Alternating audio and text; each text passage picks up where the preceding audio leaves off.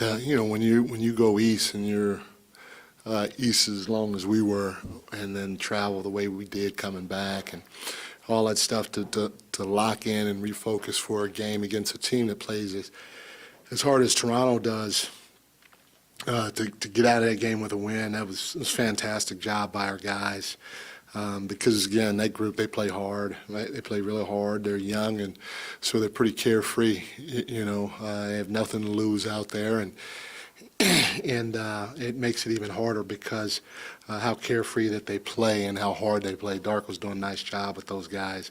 We got one of the things we challenged our guys with at halftime, they had 36 points in the paint, and they were just getting downhill on us, and or cutting back door on us, play after play after play. And our guys, I got to give them credit.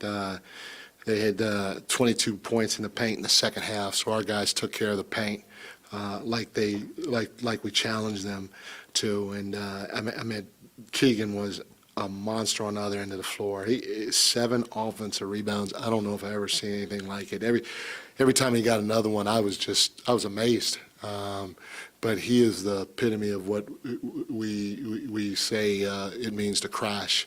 He does a heck of a job. We had 25 second chance points, and that was an area we got hurt in up there. If you combine the fast break points with the second chance points, we got hurt in that area up there. We at least I think we ended up beating them by a couple, and it was a lot had to do with Keegan and Domas as well. The two guys between them had 11 of our 16 offensive rebounds. Keon did a heck of a job too with 3.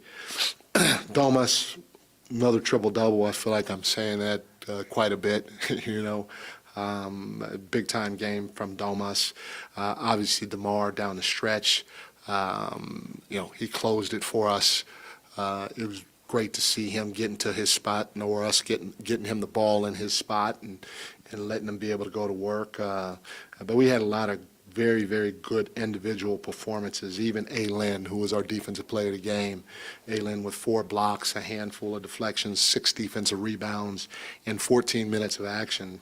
But I take my hat off to our team because in that fourth quarter, our team defense was really, really, really good. It was good. It was at an extremely high level. And again, when we're able to defend, we have a lot of different guys that can step up and score for us.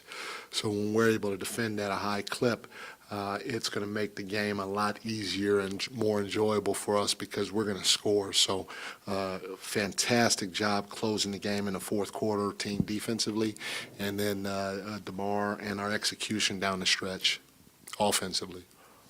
Mike, Keegan, this is his fourth double-double of the season already. Yeah. He's at 8 rebounds per game. It seems like you ask him to do a lot. For sure. I mean, whether it's the defensive side or it's as a rebounder, how is he filling in all of those voids for you at this point?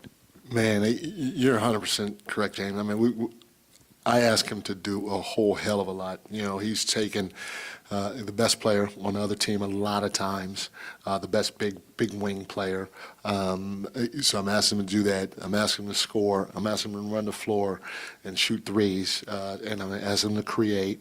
And then he's got a rebound, not just defensive rebound, but he's got an offensive rebound, and that's every possession, every single game, and he just keeps trying to do it. He just keeps trying to do it, and you can see as he gets older and more mature, you could see his size really starting to be an advantage because he's quick for a guy at his size, and not that he's just big, but he's strong. And every year he plays in this league, he's just going to get stronger and smarter, and he's not going to lose that quickness advantage that he has. He was a natural power forward, probably slash center in college, and we converted him to a small forward slash 2. And so at that size, and now with the strength catching up with the size, and the intellect catching up with the size, he's turning into a monster for us in a lot of different categories, and we need him to, especially on the glass. Mike, more on Keegan. I mean, we've seen on the court his development as a rebounder, scoring off the dribble, et cetera, et cetera. But what have you seen just over the last 2 years that you've known him and some change behind the scenes, the work that he's been doing both during the offseason and in practice to build to this point? Unbelievable work ethic. I mean, he's in the gym all the time in the off season, whether he's here or even if he's in another state, he's finding a way to get to the gym to work on his game. And the sky's the limit for him. He's, again, I just said this, he's a power forward / center that transitioned to a small forward / two guard. That ain't easy for you guys that have been around. That is hard, especially with the way we play. And so the longer he's in the league, the better he's going to become because of his work ethic, because of his determination. And when you have that at that size, man, the sky's the limit. And I'm excited for not only him right now, but also for his potential going forward. Mike, in the fourth quarter, you talked about DeRozan kind of closing things for you guys. Yeah. It also seemed like, you took away some of those backdoor action that the Raptors got successful with early in those 3 quarters. But in the dribble drive, too, we did a better job with our shifts and making them throw ahead and take some deep threes. So our shifts were better in that fourth quarter, too. They weren't getting downhill on the dribble drive. How much do you feel like that was a recipe for closing them out, coupled with what DeRozan did?